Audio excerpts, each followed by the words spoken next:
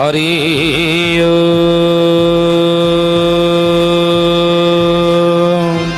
ओम श्री परमात्मने नमः।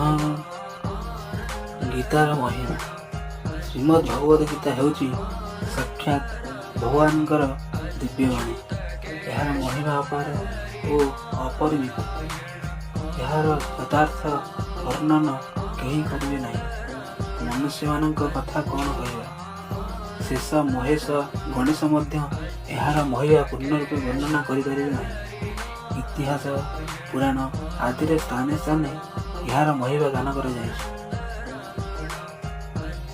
ତଥାପି ଏ ପର୍ଯ୍ୟନ୍ତ ଏହାର ଯେତେ महिମା ଗାନ କରାଯାଇଛି ସେଗୁଡ଼ିକ ଏକତ୍ର କରିଦେଲେ ମଧ୍ୟ କୁହାଯାଇପାରିବ ନାହିଁ ଯେ ଗୀତାର महिମା ଏତିକି ମାତ୍ର।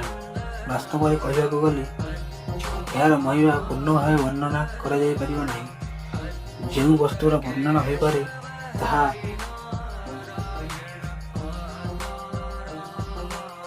ଆଉ ଅପରିମିତ ହୋଇ କିପରି ରହିବ? ତାହା ତ ପରିମିତ ହୋଇଗଲା। ଗୀତା ଏକ ପରମ ରହସ୍ୟମୟ ଗ୍ରନ୍ଥ। ଏଥିରେ ସମସ୍ତ ବେଦର ସାର ସଂଗ୍ରହ କରାଯାଇଛି। ଏହାର ରଚନା ଏତେ ସୁନ୍ଦର ଓ ସରଳ ଯେ ଟିକିଏ ଅଭ୍ୟାସ କଲେ ମନୁଷ୍ୟ ଏହାକୁ ସହଜରେ ବୁଝିପାରିବ। ତଥାପି ଏହାର ଅନ୍ତର୍ନିହିତ ତଥ୍ୟ ଏପରି ଗୂଢ଼ ଓ ଗମ୍ଭୀର ଯେ ଆଜୀବନ ନିରନ୍ତର ଅଭ୍ୟାସ କରି ଚାଲିଲେ ମଧ୍ୟ ଏହାର ଅନ୍ତ ମିଳିପାରେ ନାହିଁ। ଏଥିରୁ ପ୍ରତିଦିନ ନୂଆ ନୂଆ ଭାବ ଉତ୍ପନ୍ନ ହେଉଥାଏ। ତେଣୁ ଏହା ସର୍ବଦା ନବୀନ ହୋଇ ହିଁ ରହେ ଏବଂ ଏକାଗ୍ରଚିତ ହୋଇ ଶ୍ରଦ୍ଧା ଭକ୍ତି ସହିତ ବିଚାର କଲେ ଏହାର ପ୍ରତିଟି ପଦରେ ପରମ ରହସ୍ୟପୂର୍ଣ୍ଣ ହୋଇ ରହିଥିବାର ପ୍ରତ୍ୟକ୍ଷ ପ୍ରତୀତ ହୁଏ। ଏହି ଗୀତାଶାସ୍ତ୍ରରେ ଭଗବାନଙ୍କର ଗୁଣ, ପ୍ରଭାବ, ସ୍ୱରୂପ, ତତ୍ତ୍ୱ, ରହସ୍ୟ ଏବଂ ଉପାସନା ତଥା କର୍ମ ଓ ଜ୍ଞାନର ବର୍ଣ୍ଣନା ଯେପରି ଭାବରେ କରାଯାଇଛି ସେପରି ବର୍ଣ୍ଣନା ଅନ୍ୟ କୌଣସି ଗ୍ରନ୍ଥରେ ଏକ ସଙ୍ଗରେ ମିଳିବା କଠିନ।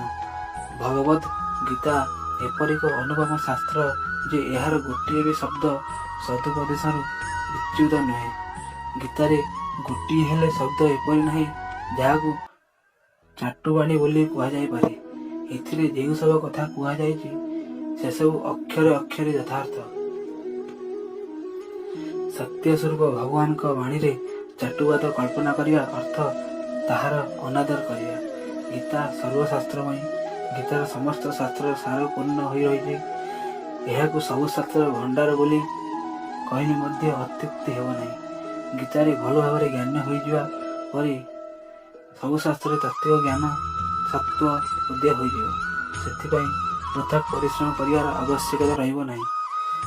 ମହାଭାରତରେ ମଧ୍ୟ କୁହାଯାଇଛି ସର୍ବଶାସ୍ତ୍ରମୟୀ ଗୀତା। କିନ୍ତୁ ଏତିକି କହିଦେଲେ ଯଥେଷ୍ଟ ହୋଇଗଲା ନାହିଁ, କାରଣ ସମସ୍ତ ଶାସ୍ତ୍ରର ଉତ୍ପତ୍ତି ବେଦରୁ ହୋଇଛି।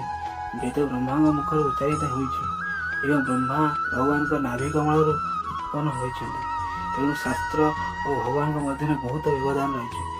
କିନ୍ତୁ ଗୀତା ସ୍ୱୟଂ ଭଗବାନଙ୍କ ମୁଖାର ବିନ୍ଦୁରୁ ବିସ୍ତୃତ ହୋଇଛି। ତେଣୁ ଏହାକୁ ଶାସ୍ତ୍ରମାନଙ୍କ ମଧ୍ୟରେ ଶ୍ରେଷ୍ଠତମ ଶାସ୍ତ୍ର ବୋଲି କୁହାଯାଇଛି।